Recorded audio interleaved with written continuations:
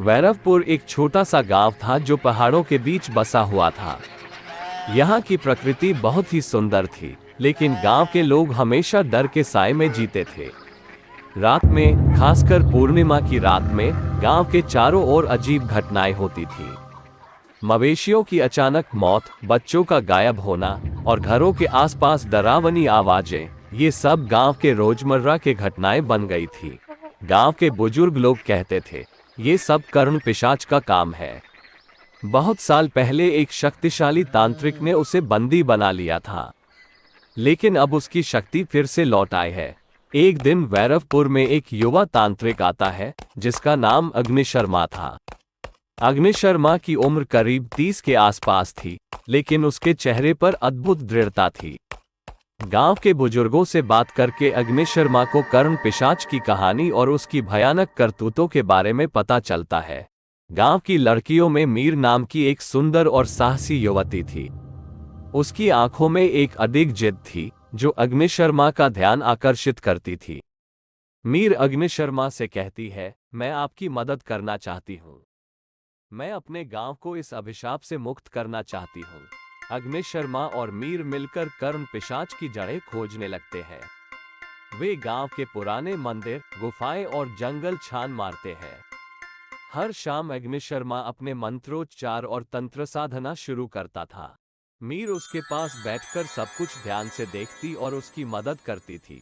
एक रात अग्निशर्मा एक पुरानी शिलालेख खोज निकालता है, जिसमें कर्ण पिशाच के बंदी बनने का विवरण था। शिलालेख में लिखा था, एक शक्तिशाली तांत्रिक के मंत्र से कर्ण पिशाच को एक विशेष यंत्र में बंदी बना लिया गया था। उस यंत्र की चाबी मंदिर के नीचे छुपी हुई एक गुप्त कक्ष में है। अग्निशर्मा और मीर मंदिर के नीचे गुप्त कक्ष की खोज करने लगते हैं। काफी खोजबीन के बाद एक दिन उस गुप्त कक्ष को खोज निकालते। कक्ष अंधकार में और धूल धूसरित था। कक्ष के अंदर एक पुराना बक्सा मिलता है, जिसमें चाबी रखी थी। कर्ण पिशाच की शक्ति लगातार बढ़ रही थी। अग्निशर्मा जानता था कि उसे जल्द से जल्द इस चाबी की मदद से कर्ण पिशाच को फिर से बंदी बनाना होगा। लेकिन उसी समय कर्ण पिशाच और भी शक्तिशाली हो जाता है और गांव के विभिन्न स्थानों पर अपनी भयानक उपस्थिति दर्ज कराता है। पूर्णिमा की रात थी। अग्निशर्मा और मीर तैयारी करके कर्ण पिशाच का सामना करने जाते हैं।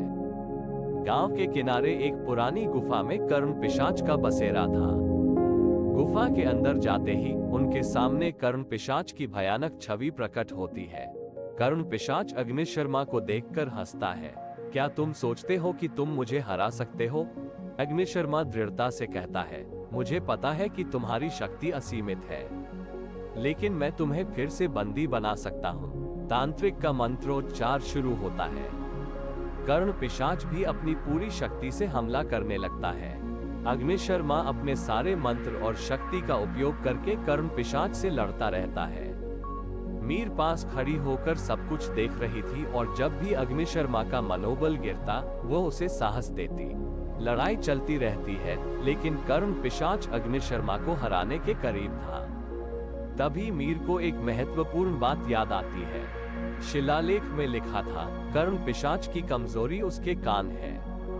मीर तुरंत अग्निशर्मा को बताती है, उसकी कमजोरी उसके कान है। अग्निशर्मा मंत्रोच्चार की दिशा बदलता है और कर्ण पिशाच के कान पर हमला करता है। कर्ण पिशाच की शक्ति धीरे धीरे कम होने लगती है। अग्निशर्मा अपने मंत्रों के माध्यम से कर्ण पिशाच को यंत्र में बंदी बना लेता है। कर्ण पिशाच की हार के साथ ही वैरवपुर में फिर से शांति लौट आती है। गांव के लोग खुशी से झूम उठते हैं और अग्निशर्मा और मीर को सम्मानित करते हैं। अग्निशर्मा और मीर की प्रेम कहानी गांव के हर कोने में फैल जाती है।